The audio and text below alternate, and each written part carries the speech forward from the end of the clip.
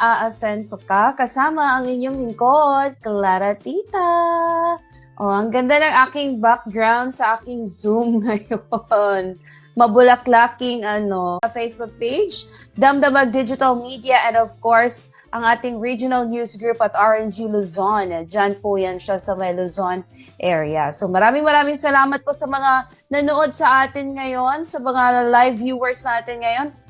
Please naman po, paki-share po ng ating live ngayon para mas marami pa po ang ating masisharan po ng good news regarding po sa ating Agri-Unit Chika ngayong araw na ito. Okay? So sa lahat po ng mga nagtatanong, sa lahat po ng mga kumbaga curious kung ano po ang programang AgriSenso. Of course, ang programang AgriSenso, ito po ay naglalayon po ito na matulungan, ma-inspire po lahat po ng ating mga magsasaka. Ganun din po ang mga gusto pong subukan ang farming. Check nyo kasi visual. May makikita kayo na visual. At kahit naman din po sa radyo, sisikapin po natin, mas maging good po yung audio natin, mas mabuti po yung audio natin sa radyo para mas kahit nakapikit po kayo, ma-imagine nyo po kung ano yung mga pinagsasabi ng ating mga resource speaker. So, lahat po kayong mga nanonood, lahat po kayong mga nakikinig, mas maigi po na ating isa-isip at isa-puso kung tayo ay nasa bukid. Kasi pag sinabi natin nasa bukid lang tayo, yung iba dyan is, kumbaga gusto nila na stress-free sila, diba? Gusto nila peace lang, stress-free, good vibes, yung pa-chill lang. Kung doon kayo ay magbabakasyon, no? Mag-staycation, mag-vacation. Doon may vacation house kayo, may rest house kayo. Diba? Tapos magandang tanawin. Take it away! Magandang araw po. Sa diskarte, aani tayo ng swerte, no? Sa sipag, tiyaga natin sa ating pagbubukid. Aani tayo ng swerte. Katulad na lamang nitong example natin ngayon, meron tayong mango dito. Actually, ito yung nadaanan ko kahapon sa Balintawak, no? Ako'y pauwi, no? May nakita tayo. Meron silang tumpok-tumpok nitong manggang hinog. Marami na. So, halagang 100 pesos. So, mabenta siya kasi nakikita mo marami. Ito doon sa mangga. Sa pagtatanim natin ng mga puno ng mangga. Kasi sa amin, no, yun din yung aking tinatyaga kapag may abunuhan natin kahit organic fertilizer, hindi tayo gumastos ng malaki. Abunuhan natin kahit organic fertilizer, hindi tayo gumastos ng malaki. Sa pag-aabono natin, sa paglilinis natin, tinatyaga natin habang tumatagal, ay lumalaki siya ng lumalaki hanggang sa paglaki niya ay namumunga siya. Na habang tumatagal, dumadami din ang bunga niya. No, sa unang bunga, konti pa lang. Habang tumatagal, dumadami ang bunga. Parang ganun lamang din sa pagbubukid. No, sa farming, ganun lamang din sa pag-uumpisa. Minsan nag-umpisa tayo konting alagang hayop muna. No, doon sa alaga nating hayop na yon, hindi pa natin agad-agad mararamdaman na kumikita kasi umpisa pa lang. Parang nagtatanim lamang din tayo ng buto ng mangga. Hindi pa natin maramdaman agad, no? Sa pag-uumpisa natin, tinatyaga muna natin kahit konti muna. No, halimbawa sa manok, baby sisiw ako nabukas pinapakain ko, sunod na araw ganun pa rin. Parang paulit-ulit lang yung buhay sa bukid ba? Na parang hindi mo naman agad mararamdaman na kumikita. So, syempre sa umpisa parang katulad lamang din ng pagtatanim, no? Habang tumatagal, doon tayo na farm ng kambing, meron tayong na-feature, yung kambingan ni Juan. Dati 7 pirasong kambing lang sila sa umpisa, tinatyaga nila habang tumatagal, no, medyo nakakabenta-benta na sila. So nag-upgrade sila, nagpalit sila ng mas malalaking lahing kambing, mga upgraded na kambing. So sa 7 yon, no, binenta nila lahat yung mga native na nila hanggang sa ako. So dahan-dahan lumalago din yan. At parang market din, no? Habang dahan-dahan tayo nag-aalaga, dahan-dahan tayo nagpaparami.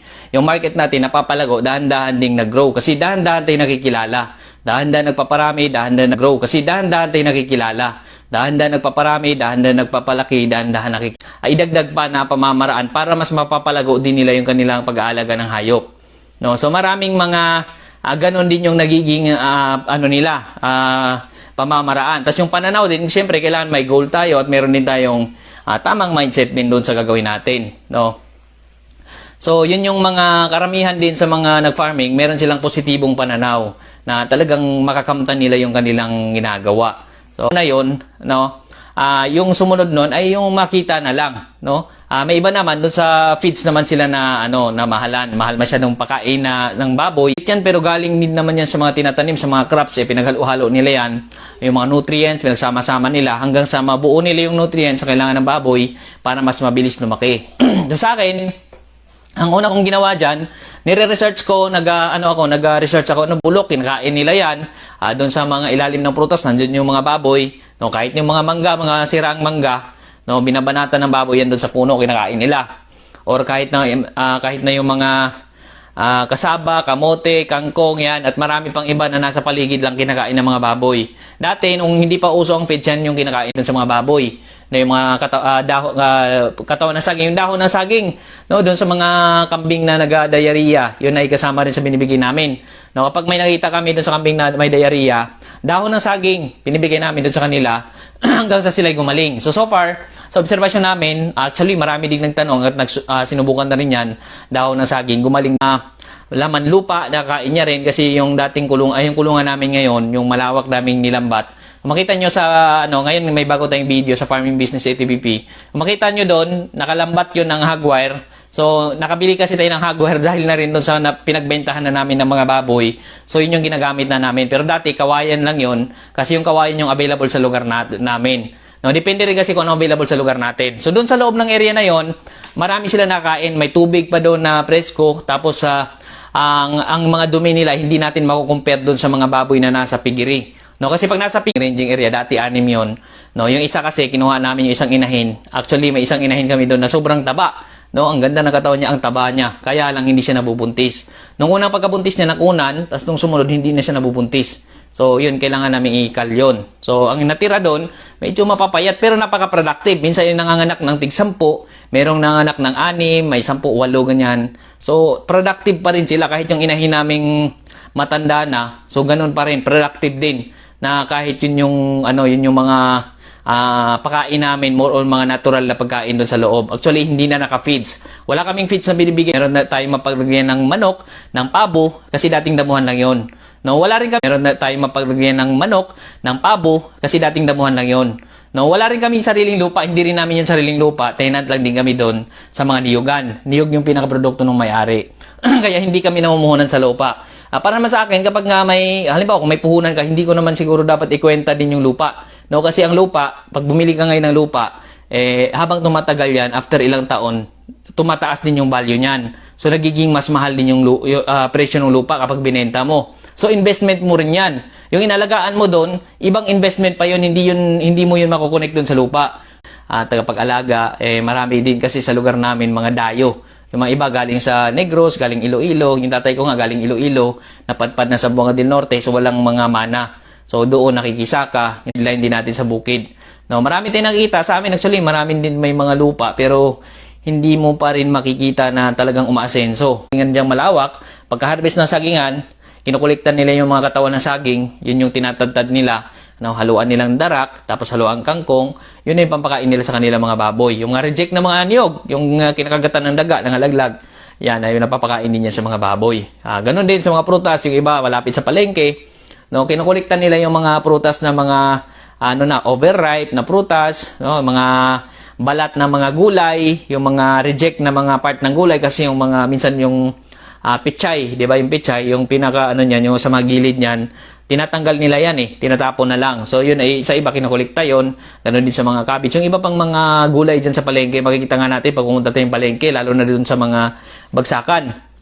Ang daming mga gulay na nakasako, no, uso itong ASF, no, kasi marami, no, nagkakaisip yung baboy nila kasi galing din doon sa karne na nakakain ng kanilang baboy. No, minsan pa naman pag mayroong ASF ng kapitbahay, ng baboy, meron kaming goal na maitay yung bahay. So yun, so far nasimulan yung bahay hanggang sa dahan-dahan na natapos. Nung pinanganak na, nung lumaki, nga inalaga ni mama, nag-umpisa sa isang inahin, nung nanganak, nung pinanganak na, nung lumaki, naibebenta niya na yun. Yun yung pinag-umpisa na ng pambili ng mga hollow blocks, ganyan. Tapos nagdagdag ng inahin, dalawang inahin. Nag-umpisa lang talaga sa isang piraso ang inahin, no? At actually sa amin nga, marami din mga nag-alaga ng baboy na kahit wala silang puhunan, no, nakikialaga sila. Kailangan kasi talaga dito, tiyagaan din para nag-operate ng power saw.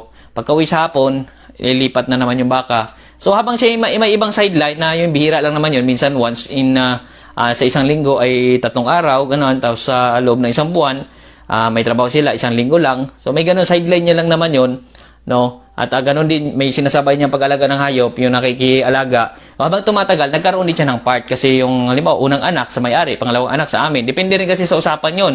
Kung ano yung magiging usapan niyo, kung nagpaalaga ka or nakikialaga ka. So, yun. Nagkakaroon ng part si Papa. So, nagkaroon kami ng sariling baka, nagkaroon kami ng sariling kalabaw, na mga reject na mga niyog, nahalo doon. No, maraming mga, mga pupwedeng ihalo na papakain yung bani ng saging, katawan ng saging, o mga prutas, gulay, napakaganda rin yan, napaka-healthy sa mga alaga. Lalo pa ngayon, no, actually, naging nakuha ko rin doon sa pagre-research ko, pagbasa-basa ko, dahil nga doon sa gusto kong alamin yung mga feeds na natatanim na lang, no, kasi yun nga, ang problema ko talaga, feeds talaga kasi ang mahal. Ang laki ng gagastusin ko. So, yun, nagtanim-tanim kami nung